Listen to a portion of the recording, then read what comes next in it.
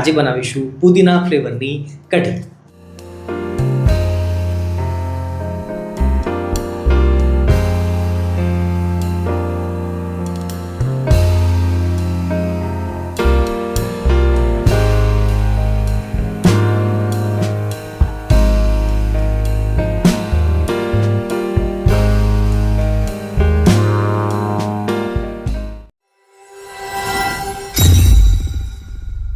કલ્પવૃક્ષ કિચનમાં આપ સૌનું હાર્દિક સ્વાગત છે। આજે બનાવીશું પુદીના ફ્લેવરની કઢી।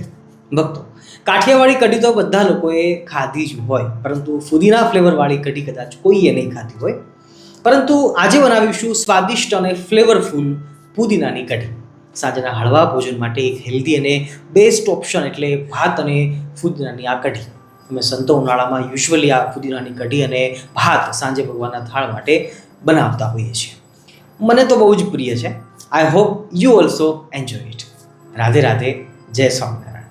પ્રિયજનો, સાત્વિક રેસિપીની આપણે આ વિડીયો સિરીઝમાં આજના દિવસે આપણે પુદીનાની કઢી બનાવવાના છીએ અને બહુ ઓછી વસ્તુનો ઉપયોગ આપણે કરવાના છીએ અને એમાં પણ બહુ જ ઇઝીલી આપણા ઘરમાં અવેલેબલ હોય એટલી વસ્તુઓ આપણે વાપરવાના છીએ, જેમ કે ચણાનો લોટ છે, છાશ છે, લીલા મરચાં તીખા છે, આદુ છે, કોથમીર છે અને હીરો ઇન્ગ્રીડિયન્ટ જો કોઈ હોય તો એ છે ફુદીનો।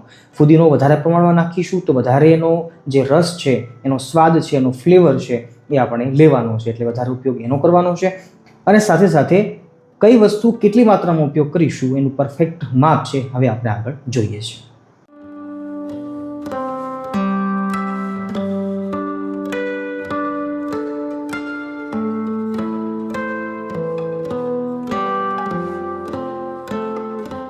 પ્રિયજનો, મરચાં, આદુ અને લીલા ધાણા એનું કટિંગ કર્યા પછી હવે આવ્યા છીએ હીરો ઇન્ગ્રીડિયન્ટ એટલે કે ફુદીના ઉપર। ફુદીનાના પત્તાને આપણે અલગથી નાખી શકીએ છીએ, પણ મને એમ લાગે છે કે પછી આગળ જતાં એ કઢી જમતી વખતે નડતરરૂપ થશે। જેમ મીઠા લીમડાના પાન આપણને નડતા હોય છે અથવા તો તજના પાંદડા નડતા હોય છે, બસ એ જ રીતે પણ મને એમ લાગે છે કે ફુદીનાને આપણે પૂરેપૂરો એનો ઉપયોગ કરી લઈએ, એના માટે આપણે એની ચટણી બનાવી નાખીએ અને મિક્સી ગ્રાઇન્ડરની અંદર આપણે એને કમ્પ્લીટલી ક્રશ કરી લઈએ। તો એનાથી થશે શું કે ફુદીનાનો ટોટલ ટેસ્ટ છે એ પણ કઢીમાં આવી જશે, કઢીનો રંગ છે એ પણ લીલાશ ઉપર આવી જશે અને સાથે સાથે ખાવામાં નડતરરૂપ પણ નહીં થાય। તો આવો આપણે ફુદીનાને સરસ રીતે ગ્રાઇન્ડ કરી લઈએ। પાછળનો દાંડલાનો થોડોક જ ભાગ આપણે કાઢવાનો છે, જે વધારે હાર્ડ હોય છે એ, બાકી દાંડલાની અંદર જ વધારે એનો ટેસ્ટ હોય છે, તો આપણે એને જવા દેવાના નથી। દાંડલા હોતા આપણે એને ક્રશ કરી લઈએ છીએ।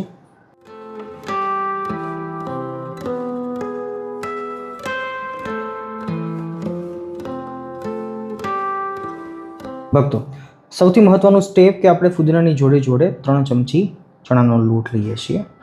3 વ્યક્તિ માટે આપણે બનાવી રહ્યા છીએ તો 3 ટેબલ સ્પૂન આપણે લોટ વાપરીએ છીએ। અમે સંતો યુઝ્યુઅલી એટલો લેતા હોઈએ છીએ, જેનાથી કઢી છે એ વધારે થીક પણ ન થાય અને આછી પણ ન રહે।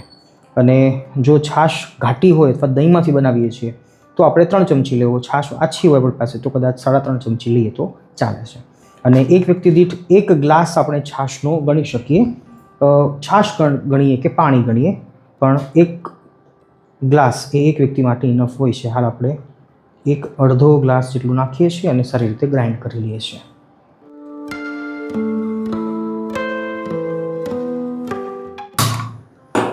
ગેસની ફ્લેમને ધીમી રાખીશું, કઢાઈ મૂકી નોર્મલ એક જ વઘાર આપણે લેવાનો છે। તો 3 વ્યક્તિ માટે બનાવીએ છીએ તો 1 પાવડું તેલ છે કાફી છે। હું હાલ સિંગ તેલનો ઉપયોગ કરી રહ્યો છું, મોર દેન ઇનફ છે।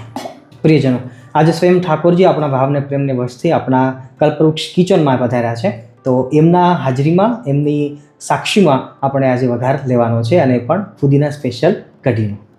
ભક્તો, સૌપ્રથમ રાઈથી આપણે વઘાર લઈ રહ્યા છીએ। રાઈને સારી રીતે ફોડી લઈએ। વઘાર ક્યારે પણ લેતા હોય ત્યારે વઘારની ફ્લેમ છે એ ધીમી રાખવાની હોય છે। ગેસની ફ્લેમ ધીમી હોય તો વઘાર બળતો નથી, દાઝતો નથી। ઘણા લોકો વઘારને દજાડી દેતા હોય છે, પણ એવી ટેવ સારી ના કહેવાય, અકોર્ડિંગ ટુ માય ઓપિનિયન। સારી રીતે રાઈ ફોડી લઈએ અને હા, કઢીની અંદર રાઈ છે થોડીક વધારે રાખવાની હોય છે, તો એનો ટેસ્ટ છે બહુ સારો આવતો હોય છે। થોડું જીરું ફોડીએ છીએ, અને હંમેશા રાઈ ફૂટ્યા પછી જ આપણે જીરું નાખવાનું હોય છે, એ પણ ભૂલવાનું નથી હોતું. લાલ મરચાં નાખીએ છીએ. તરત જ હવે ઝડપથી નાખી દઈશું લીલા મરચાં.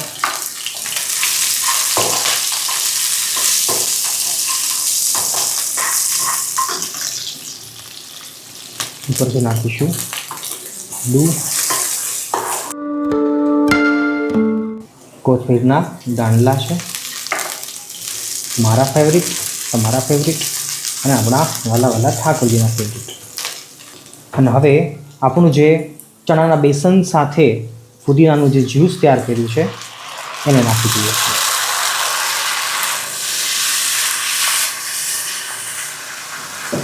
લુક એટ ધીસ, સુગંધ કેટલી સરસ આવે છે અને કલર જુઓ કેટલો સરસ ગ્રીન કલર પકડ્યો છે. અને નો ડાઉટ ચણાનો લોટ છે, 3 ચમચી નાખ્યો છે એટલે ચોક્કસ ઘાટું થશે. પણ હવે આપણે છાશ વધારે નાખી દઈએ છીએ. આપણને કેવી કન્સિસ્ટન્સી ગમે છે એ પ્રમાણે છાશ નાખવાની. અમે સંતો આછી રાખતા હોઈએ છીએ કઢીને, જે બહુ જ સરસ લાગતી હોય છે. અને હા, આજની આ રેસિપીમાં હળદરનો ઉપયોગ આપણે કરવાના નથી. ગેસની ફ્લેમને મીડિયમ ટુ લો કરી ધીમા તાપે પકાવતા જઈએ અને સ્વાદ અનુસાર નમક આપણે નાખી રહ્યા છીએ. છાશ ખાટી હોય તો નમક થોડુંક વધારે જાય છે અને આછી હોય તો મીડિયમ આપણે નમક નાખી શકીએ છીએ. સારી રીતે ચલાવવા દઈએ અને ઉકળવા દઈએ. કઢીને મેક્સિમમ 20 મિનિટ અને ઓછામાં ઓછી 10 થી 12 મિનિટ તો ઉકાળવી જ જોઈએ, જેથી ચણાનો લોટ છે પાકી પણ જાય અને છાશ છે એની જે ગંધ હોય છે એ દૂર થઈ જાય. તો પાકેલી જે કઢી હોય છે ને એનો ટેસ્ટ બહુ સારો આવતો હોય છે. તો અવશ્ય 12 થી 13-15 મિનિટ તો કઢીને પકાવવી જ જોઈએ. પ્રિયજનો, 5 મિનિટ પછી જોઈએ છે તો કઢી ઉકળવા માંડી છે. કન્સિસ્ટન્સી જોઈએ છે તો પરફેક્ટ છે. હજી જો ઘાટી લાગતી હોય તો આપણે પાણી નાખી શકીએ છીએ, છાશ ઉમેરી શકીએ છીએ. પણ 1 ચમચીનું જે માપ કહ્યું છે ને પરફેક્ટ હોય છે. એક વ્યક્તિ દીઠ 1 ચમચી જ લોટ નાખીએ ચણાનો તો પણ કઢી બહુ જ સરસ થાય છે. અને અત્યારે જે સુગંધ આવી રહી છે, આહા હા હા, અને એમાં પણ ઠાકોરજી સામે જ બેઠા છે, આહા, ખરેખર બહુ જ સુંદર અને ટેસ્ટી બનતી હોય છે. તમે અવશ્ય એકવાર ટ્રાય કરજો. મારા સમજે જો ન બનાવો તો એકવાર ફુદીના ફ્લેવરની કઢી તમે અવશ્ય બનાવજો. લુક એટ ધીસ, કેટલી સરસ સ્મેલ આવે છે અને ઉકળી રહી છે. ભક્તો, 7 થી 8 મિનિટનો ટાઈમ ગયો છે. કઢી સરસ ઉકળી રહી છે, ઉકળવા દેવાની છે. થોડીક મને ઘાટી લાગે છે એટલે હું અડધો ગ્લાસ પાણી નાખું છું. ફરીવાર સારી રીતે ઉકળવા દઈએ. હવે કન્સિસ્ટન્સી પરફેક્ટ મને લાગે છે, પરફેક્ટ. ચાલો હવે ઉકળવા દઈએ અને 2 થી 3 મિનિટ સતત પકાવવા દઈએ. પછી જો આપણી રુચિ હોય તો આપણે ગોળ નાખી શકીએ અને ન નાખીએ તો પણ ચાલે છે. પણ કઢીની અંદર ગોળ થોડોક બેલેન્સિંગ માટે હોય ને તો ખરેખર બહુ જ સરસ લાગતું હોય છે. તો જોઈએ છે આગળ આપણે નાખીએ કે નથી નાખતા. ભક્તો, આપણી 10 થી 12 મિનિટ સુધી પકાવેલી કઢી ઓલમોસ્ટ ડન છે. અને હવે બસ આપણે બેલેન્સિંગ માટે ગોળ નાખીએ છીએ. મને પર્સનલી ગોળ બહુ જ ગમે છે કઢીની અંદર, એટલે હું થોડુંક વધારે લઉં છું. તમે સ્વાદ અનુસાર લઈ શકો છો. અને થોડાક ઉપરથી ફુદીનાના પત્તા આપણે નાખીએ છીએ, જે સુંદર લાગશે, સુશીલ લાગશે અને સાથે સાથે એની ફ્લેવર છે છોડશે.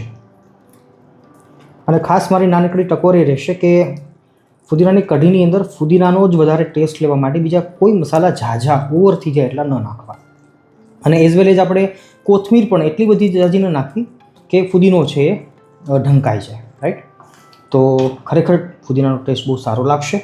અને ખડા મસાલા જે નાખતા હોઈએ આપણે તો એની અંદર પણ લવિંગ છે, કાળા મરી છે, કદાચ કઢીમાં નાખવાની ઈચ્છા થાય તો પણ બહુ ઓછી માત્રામાં નાખીએ તો શું કે ફુદીનાના ફ્લેવર છે ઓપન થશે, ઉઘડશે. તો અમુક વાતોનું અનુસંધાન આવું રાખીએ તો ખરેખર ફુદીનાની કઢી બહુ જ સરસ બનશે. ચાલો ઠાકોરજીને ધરાવી લઈએ કઢીને જીરા રાઈસ. અને મળીએ છીએ ફરીવાર એક નવી રેસીપી સાથે. આઈ હોપ કે તમને આ રેસીપી જરૂર ગમશે. બનાવો અને જો ભાવે ઠાકોરજીને ધરાવીને પછી જમજો. અને જો ગમે તો ખરેખર કોમેન્ટમાં આવીને તમારો અભિપ્રાય અવશ્ય આપજો. ત્યાં સુધી સૌને જય સ્વામિનારાયણ, જય શ્રી કૃષ્ણ, જય સિયારામ, હર હર મહાદેવ.